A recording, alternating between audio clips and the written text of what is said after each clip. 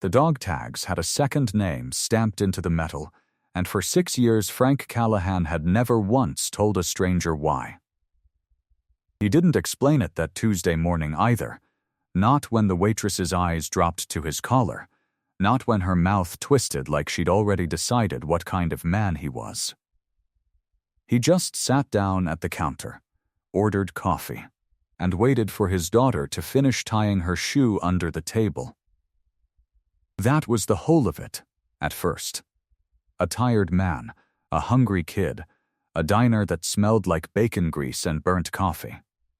Nobody in that room had any idea what was about to happen. Nobody ever does, right before it does. Frank was 48 years old, and most mornings he woke up before his alarm, the way he had every day since Kandahar, his body still keeping a watch schedule nobody had assigned him in 11 years.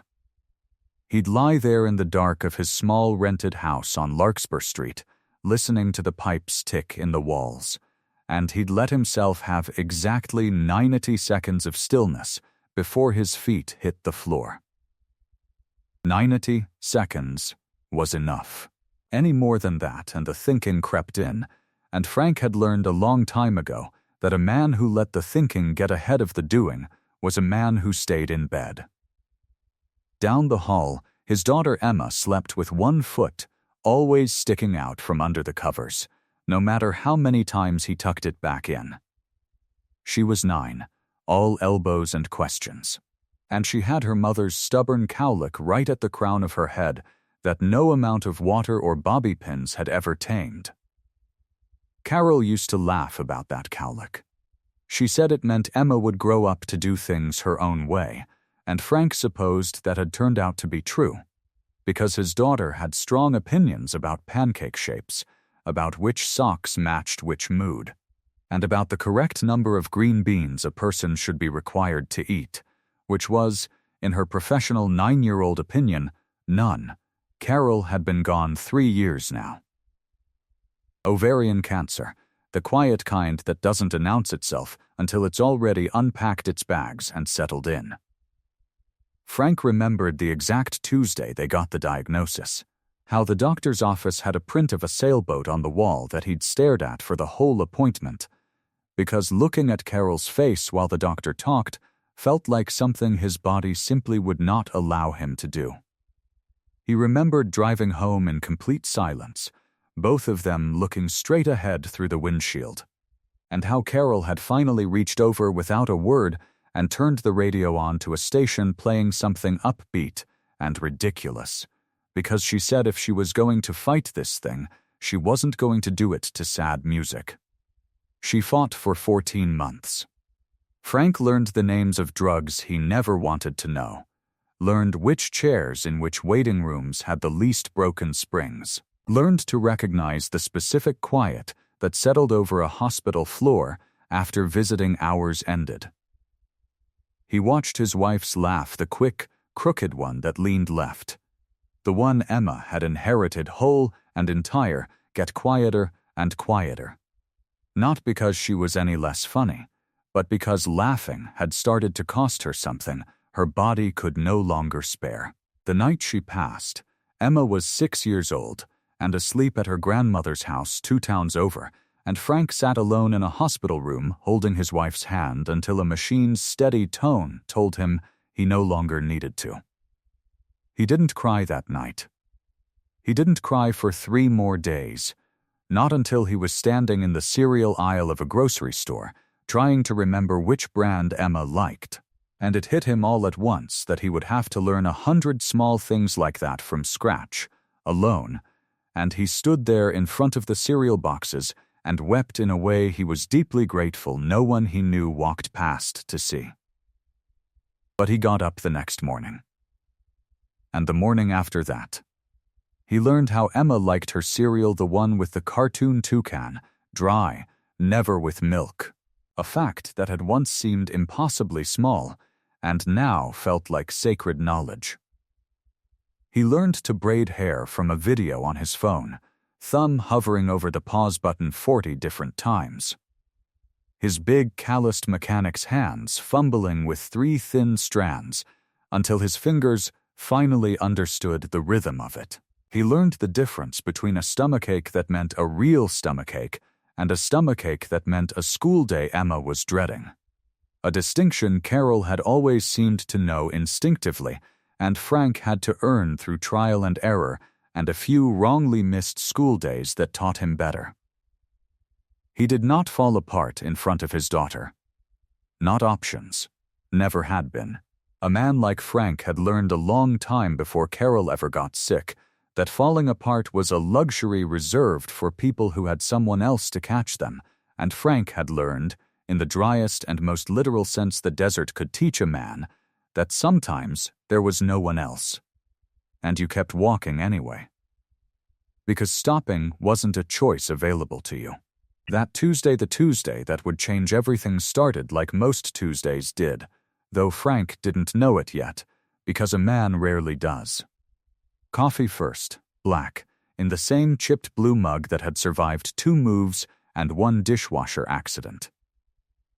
Frank stood at the stove in a white undershirt and his old canvas field jacket, the jacket, not the uniform, though people who didn't know better sometimes mixed the two up, calling any worn olive drab thing a uniform whether it had insignia or not, and he scrambled eggs, while Emma sat at the table doing what she called math negotiations, which meant she was trying to convince him that 7 times 8 was a number she should be allowed to simply guess at rather than calculate.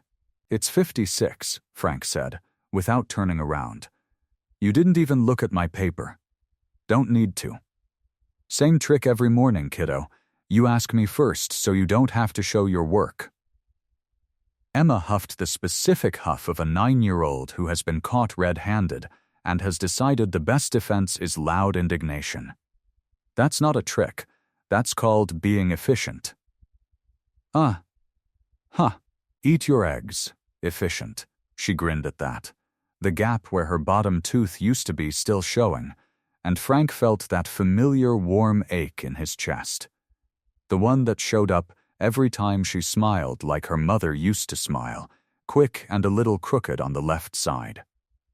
He set her plate down, kissed the top of her stubborn cowlick, and got back to the business of getting them both out the door. It wasn't a perfectly smooth morning, because no morning with a 9-year-old ever fully is. The toast burned while Frank was hunting for Emma's other shoe, which had somehow migrated under the couch again, and he had to scrape the black off 2 slices at the sink, while Emma narrated the search for the shoe like a nature documentary host, deeply serious about the stakes. His tie for the parent volunteer meeting at Emma's school that afternoon, the one he'd promised to attend for the fall festival planning committee, even though ties made him feel like a man wearing another man's skin, fought him for a full 3 minutes in front of the hallway mirror before he finally wrestled it into something resembling a knot, and Emma, watching from the doorway in her socks, told him with total sincerity that it looked extremely handsome, Dad. 10 out of 10, which was Emma's highest possible rating for anything. They had a drive-through order they'd perfected over the years, the same one every single time. A small hash brown for Emma that she liked to eat in a very specific order, corners first, middle last, and a black coffee for Frank in a cup he'd refill twice before noon, because coffee at Denny Ruiz's shop tasted, in Frank's professional and frequently stated opinion, like something scraped off the underside of a transmission. Frank worked at Denny Ruiz's auto shop off Route 9, 6 days a week most weeks.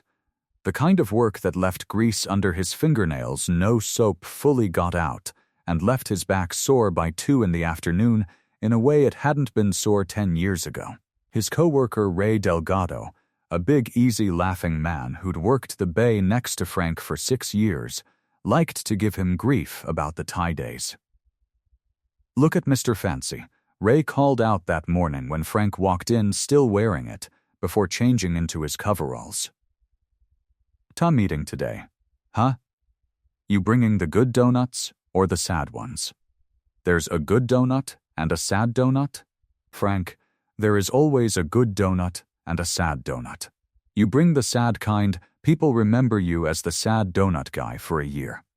It wasn't glamorous work, and it didn't pay a lot, and Denny wasn't always great about overtime, but it paid the light bill and it paid for Emma's soccer cleats, and some months it paid for exactly nothing extra at all, and Frank made his peace with that a long time ago. He didn't need extra. He needed Emma fed, clothed, and laughing at her own jokes at the dinner table, and everything past that was gravy he didn't require. He had a rule, though, one small indulgence he never skipped no matter how tight the month was. Every other Tuesday, after her half-day at school. He picked Emma up early, and they went to Rosalie's Diner on 5th Street for pie. Just pie. Cherry for her, apple for him, black coffee for both of them, though Emma's was really just milk with a splash of coffee in it, so she could feel grown up about it.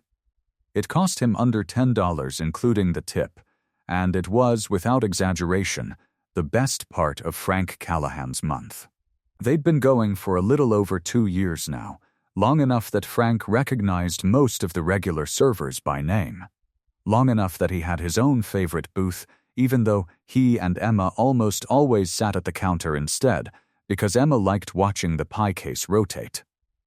Long enough, too, that he'd noticed things about the place he never mentioned out loud the way the manager, a stocky balding man named Gary Pruitt, had a habit of hovering near certain tables with a look on his face like he expected trouble before trouble ever announced itself. Frank had seen Gary make an elderly man in a stained coat feel unwelcome once, hovering by his table asking if he needed anything else in a tone that made clear the actual question was, "When are you leaving?" Frank had felt a flash of something protective and irritated in his chest that day. The same flash he felt any time he watched somebody get written off before they'd said a word, but it hadn't been his business to intervene. And he'd let it go, the way he let most things go, filing it under the long list of small unfairnesses a person simply cannot fix from a diner stool. There was another regular, too, an older man named Walter Hicks who came in most weekday mornings for black coffee and the crossword, a Korean War veteran in his 80s with a steady, watchful way about him that Frank had clocked the very first time they'd exchanged nods. Two men recognizing something in each other that civilians rarely see and veterans almost never need explained. They didn't talk much, Frank and Walter, mostly nods and occasional comments about the weather, but there was a quiet respect between them, the kind that doesn't require conversation to exist. That particular Tuesday, Denise Whitfield had already had one of the worst mornings of her month before Frank Callahan ever walked through the door. Denise was 27, though the exhaustion under her eyes sometimes made her look a decade older, the particular exhaustion that comes from working doubles and raising a 2-year-old alone.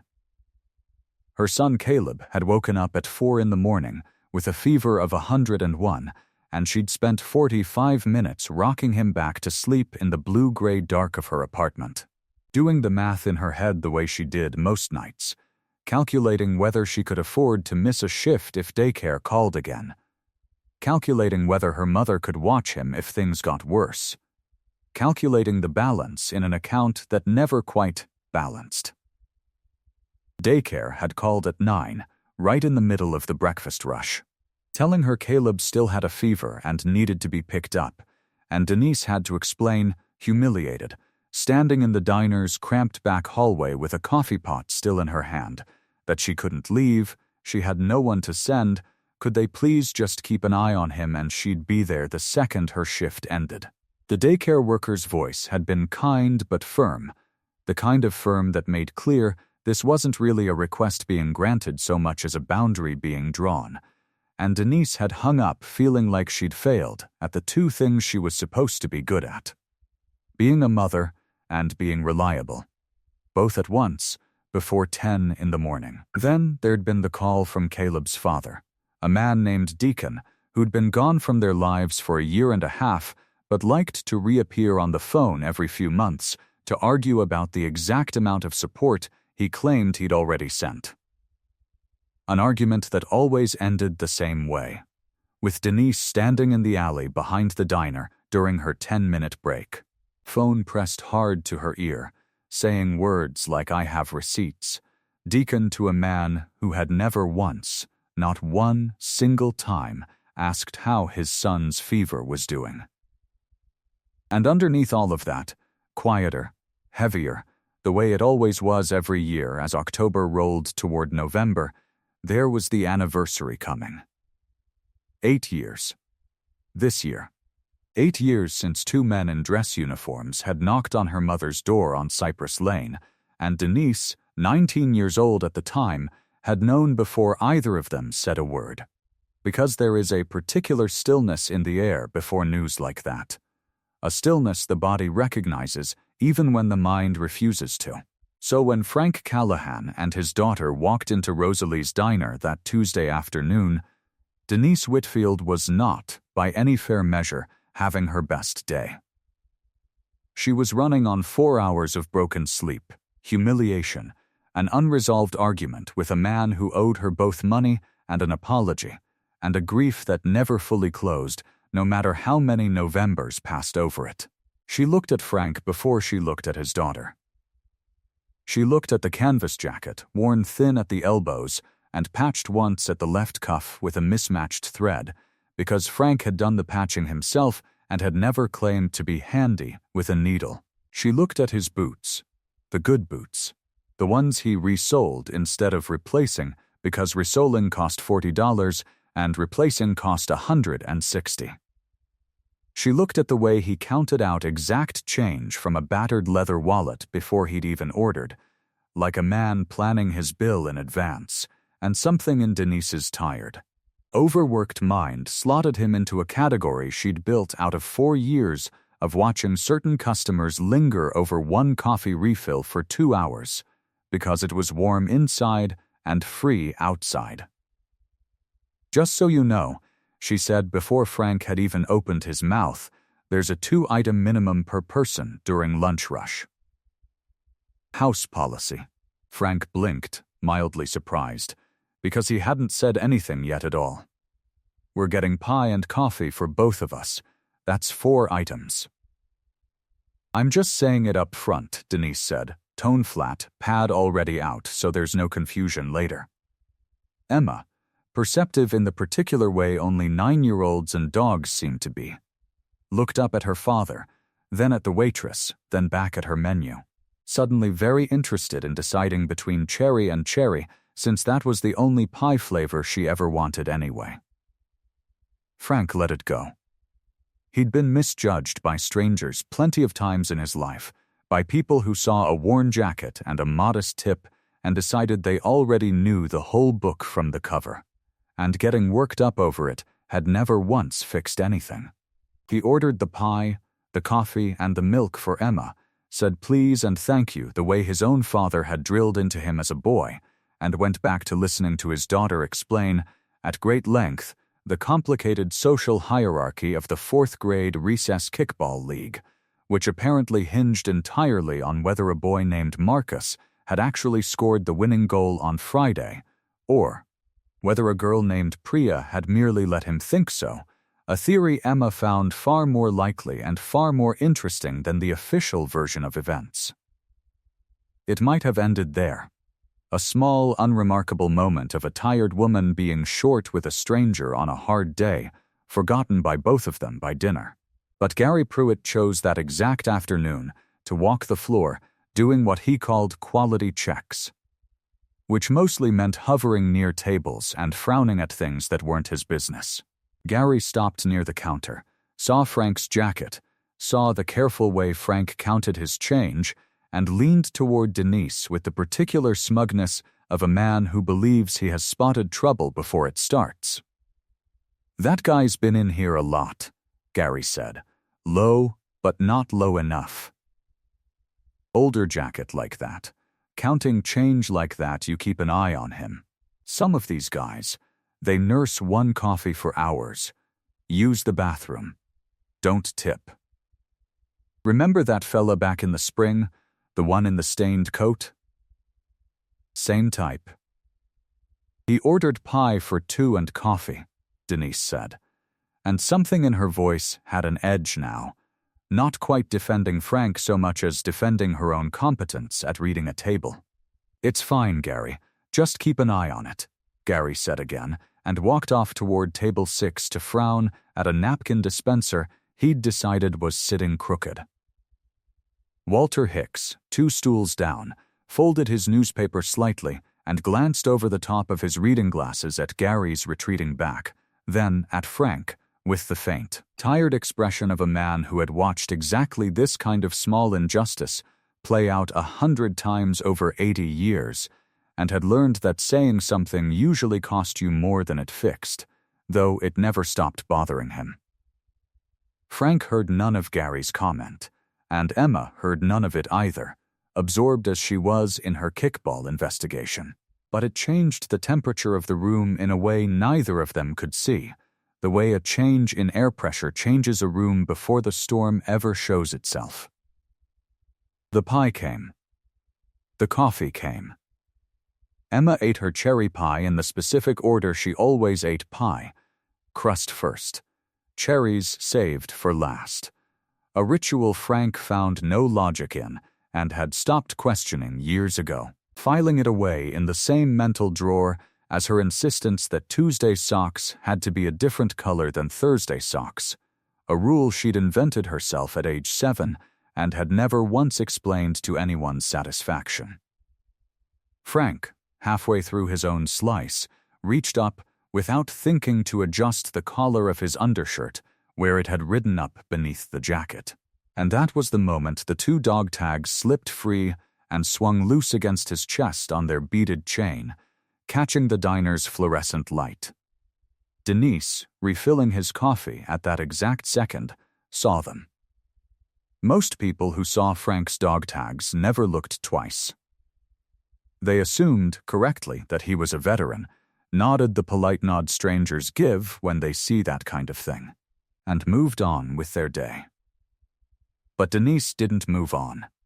Her hand stopped mid-pour, the coffee pot tilting dangerously close to overflowing the cup, because she had grown up in a house where dog tags were not an abstract symbol of service.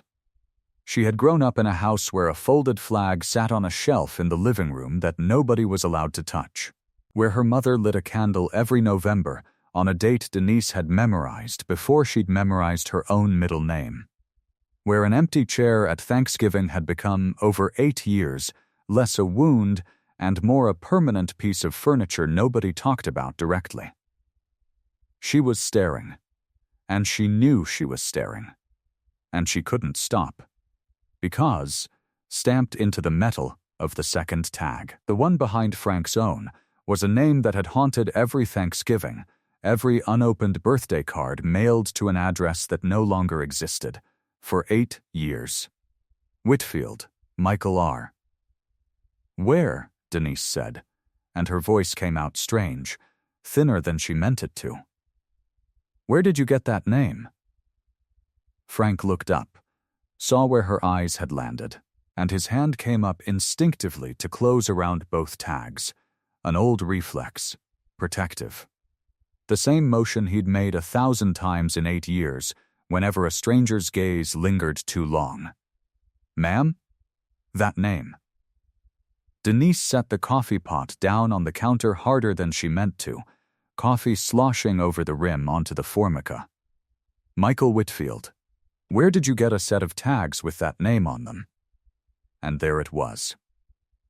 The question Frank had been waiting 8 years to be asked by exactly the right person, and dreading in equal measure.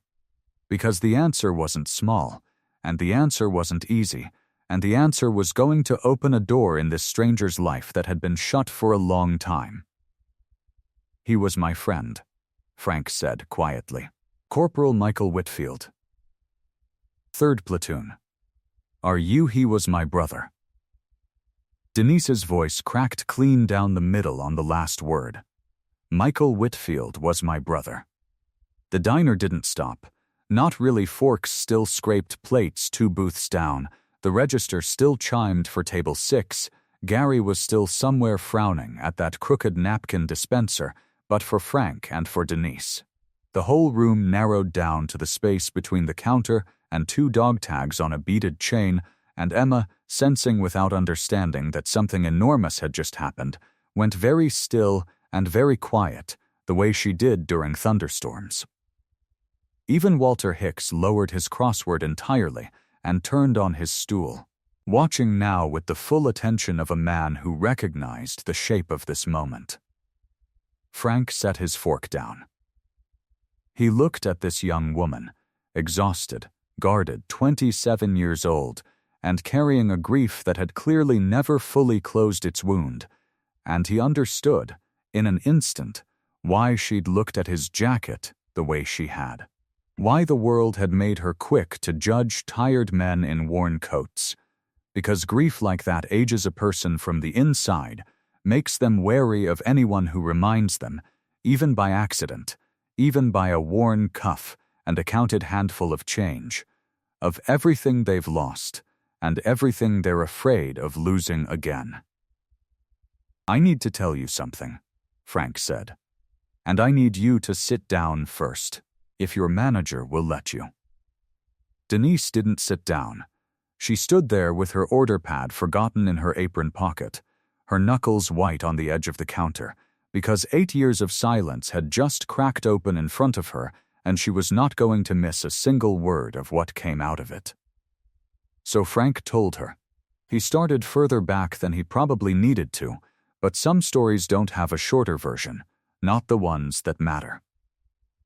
He told her about basic training, about a skinny, grinning 19-year-old from a town 2 hours from where she was standing right now, a kid who couldn't do a single pull-up his first week and could do 14 by the end of it, who talked constantly about his little sister back home, a girl named Denise, who according to Michael was smarter than every single guy in this platoon combined, and most of you all can't even do long division, so that's not exactly a high bar, but still. He told her about the letters Michael wrote home every week, without fail. Thick envelopes stuffed with sketches and bad jokes and questions about how Denise's classes were going. Because Michael had appointed himself from 4,000 miles away as his sister's unofficial guidance counselor, determined that she was going to do something with her life that mattered. He told her about the desert heat that didn't cool down even at 3 in the morning, about the particular sound gravel made under boots when a whole platoon moved quiet, about how Michael could not for the life of him whistle in tune, but insisted on trying anyway, every single patrol, until the whole squad had threatened him with everything from extra watch duty to actual violence if he didn't quit murdering Sweet Home Alabama one-off keynote at a time. He told her Michael carried a photograph of his little sister in his breast pocket, laminated with packing tape because the desert dust got into everything eventually. A photograph of a girl maybe 19 or 20 in a graduation gown, grinning like she owned the whole world, and Michael used to pull it out at the strangest times, during a lull in a card game, during a long stretch of boredom on watch, just to look at it for a second before tucking it carefully away again. Denise's hand came up over her mouth. "He kept that photo," she whispered. "I remember that photo. It was my community college graduation. He wasn't even supposed to make it home for that, but he video-called the whole ceremony, propped his phone against a water bottle so he could watch. He talked about that call for a month afterward," Frank said, and something in his chest eased slightly at the confirmation, at the proof that the memory he'd carried for 8 years matched the truth of the girl standing in front of him now. Said it was the proudest he'd ever been, watching you walk across that stage on a 2-inch phone screen with terrible signal. Frank told her, carefully, gently, choosing his words the way a man chooses footing on unstable ground, about the day the convoy hit the roadside device outside a town whose name he still couldn't say out loud without his throat closing, about how he'd been 3 vehicles back, about how he'd run when he heard it, the way you run toward the worst sound of your life instead of away from it, because someone you love is inside that sound. He told her he'd gotten to Michael in time to hold his hand, in time to hear him, and he did not tell her everything Michael said in those last minutes, because some things belong only to the person who received them and the person who's gone, but he told her the one part that belonged to her. "He asked me to look after you," Frank said. "Your mom, too." Those were close to his last words. He said, "Tell Denise she's got no excuse now not to be somebody, and tell my mom I'm sorry I won't be there for her birthday." And Frank, his voice caught, just slightly, 8 years of practice, not quite enough to smooth every rough edge off that memory. "Frank, take these." And he pulled his tags off himself. "Put them in my hand." And he said, "So you don't forget you promised." He hadn't. Not once. Not for a single day in 8 years.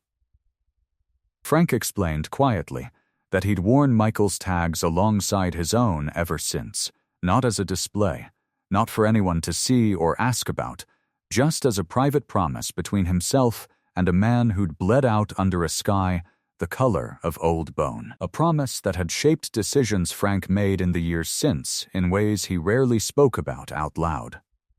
There had been a stretch, right after he came home, when Frank himself had struggled badly. Nights that didn't end so much as blur into the next day, a marriage to Carol that had to weather more than either of them had signed up for in the beginning.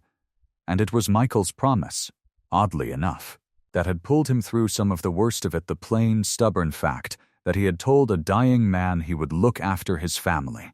And a man who couldn't keep himself together certainly couldn't keep a promise like that, so he had to find a way to keep himself together after all. He told her, because it no longer made sense to keep it hidden now that the truth had found its way into the room on its own, that every year around the anniversary, an envelope arrived at a small house on Cypress Lane with no return address and a modest amount of cash inside. Meant, quietly, for a mother who'd lost her son and never quite recovered her footing afterward. He told her he'd sent those envelopes himself, every single year, out of a mechanic's salary that never had much slack in it. Some years scraping together the amount by picking up extra shifts, he told Carol, and later told no one about at all. Because a promise made to a dying man in the dirt outside a nameless town was not the kind of promise Frank Callahan intended to let inflation or hard months or his own grief talk him out of. Denise was crying now, openly, the kind of crying a person does when 8 years of unanswered questions suddenly get answered all at once, and the body simply doesn't have a smaller reaction available. "That was you," she said. "Those envelopes. My mom used to say it had to be some angel, some she never knew who. She cried every single time one came. She still has every envelope. She kept them. She said whoever it was keeping a piece of Michael alive for us." "I was keeping my word," Frank said simply. "That's all it ever was." Gary Pruitt, drawn by the commotion, had wandered back over by then, ready to say something about customers causing a scene near the register, and one look at Denise's face, and one look at the dog tags still resting against Frank's chest, was enough to make him quietly change his mind and busy himself instead with refilling a napkin dispenser that did not need refilling. Walter Hicks, still watching from his stool, folded his newspaper the rest of the way and set it down entirely, unwilling to miss another word. Emma, who had been silently absorbing every word with the particular seriousness only children bring to adult grief they don't yet have language for, finally spoke, in the small, clear voice of a 9-year-old cutting straight to the heart of things the way adults have long since trained themselves not to. "Daddy," she said, "is that why you never take your dog tags off? Even in the shower you keep them on the sink where you can see them." "Yeah, baby," Frank said, his own eyes wet now too. "That's exactly why." Denise came around the counter without being asked, without her order pad, without any of the guarded distance she'd walked in with that morning, and she hugged Frank Callahan, a stranger she'd been rude to less than an hour earlier, a man in a patched jacket she'd sized up and dismissed on sight, and she held on the way a person holds on when they've just been handed back a piece of something they thought was gone for good. "Thank you," she said into his shoulder. Thank you, I'm so sorry I was short with you, I didn't know. I couldn't have known you didn't do anything wrong," Frank told her. And he meant it. "You were having a hard day. Everybody's got a jacket they're judging, and a reason for it. Mine's just old and patched. Yours is something heavier." Denise pulled back, wiping her face with the back of her wrist, and something in her seemed to make a decision all at once. "My mom," she said. "She needs to know this. She needs to meet you. Is there any way you could stay? Just a little longer? Let me call her?" "She only lives 15 minutes away." Frank glanced at Emma, who was already nodding vigorously, clearly not about to let this story end before she found out what happened next, and he looked back at Denise and said, "We've got nowhere else we need to be." Linda Whitfield arrived at the diner 20 minutes later. A woman in her late 50s with steady, work-worn hands and eyes that had cried more tears over the years than most people cry in a lifetime, and Denise had clearly given her only the barest outline over the phone. Because Linda walked through the door already searching the room, already half certain and half afraid to believe what her daughter had told her. When she saw the dog tags at Frank's collar, she stopped completely still in the middle of the diner floor, one hand pressed flat against her chest, and for a long moment nobody said anything at all. "You're the one," Linda finally said.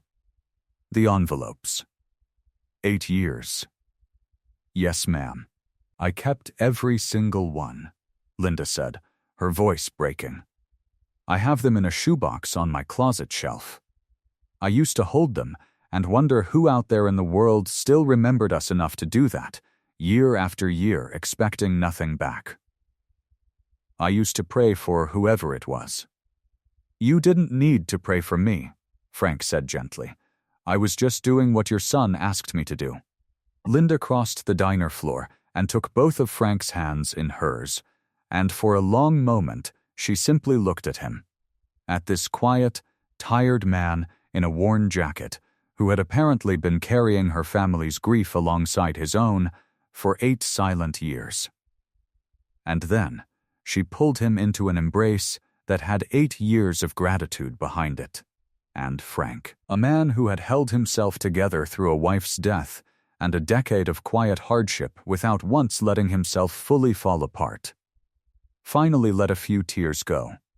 Right there at the counter of Rosalie's diner, in front of his daughter and a waitress and an old Korean War veteran who had, by that point, quietly paid for everyone's meal without a word to anyone and slipped out the door before he could be thanked for it. Before Frank left that afternoon, he did something he had never once done in 8 years.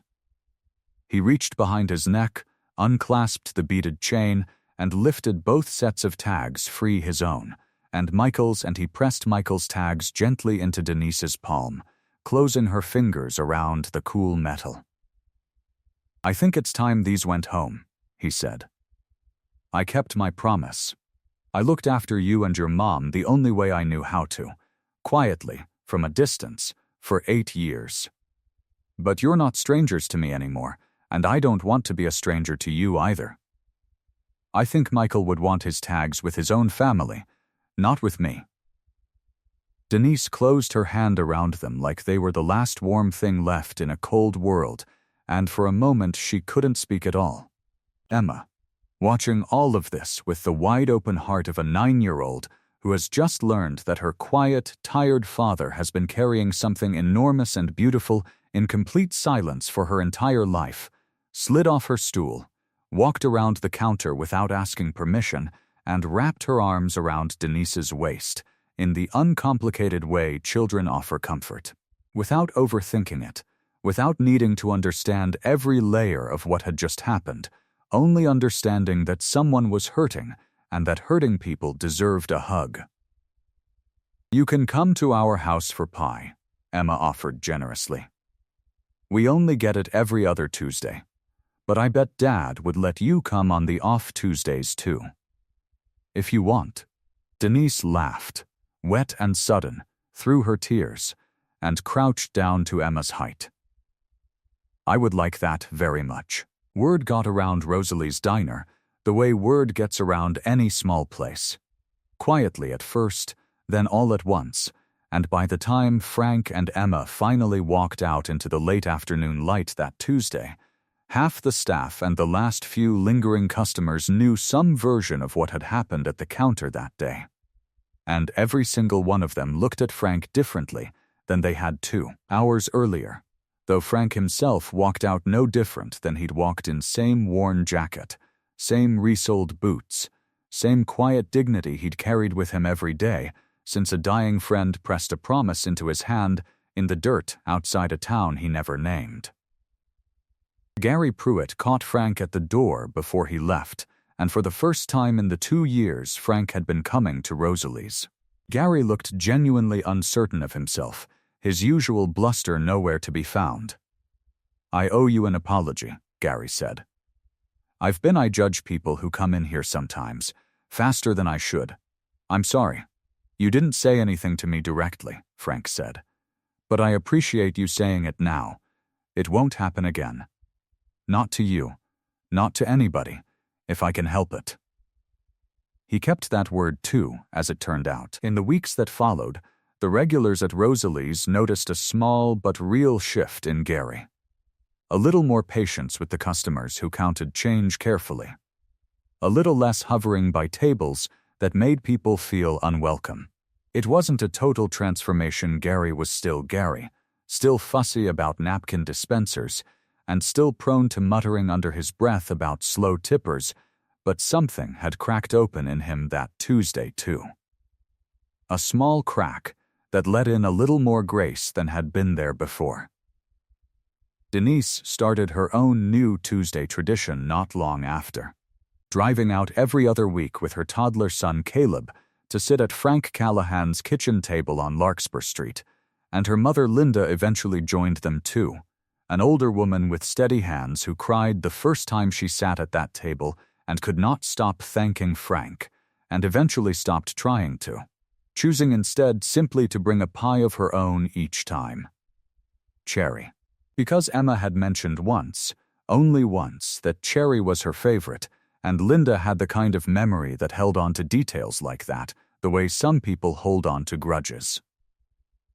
Emma and Caleb became fast friends in the specific, uncomplicated way small children do. Emma delighted to suddenly have someone younger to boss around and teach her elaborate pancake shape rules to. Caleb delighted simply to have Emma's attention at all. Denise, over the months that followed, found herself talking to Frank the way she hadn't talked to anyone in years. About Deacon. About the exhaustion of raising a toddler alone. About the particular loneliness of grief nobody around her fully understood, and Frank, who had walked that same road of solitary grief himself since Carol passed, understood every word of it without needing much explained. Walter Hicks, too, found himself drawn a little closer into the orbit of Larkspur Street, showing up some Tuesdays with a newspaper under his arm and staying for coffee long after the crossword was finished. Telling Emma stories about Korea that he'd never told anyone at the diner in all his years of sitting there, alone, because it turned out an old man's stories, like a young man's grief, sometimes just need the right table to finally be spoken at. Frank still wears his own dog tags every single day, the way he has for over a decade.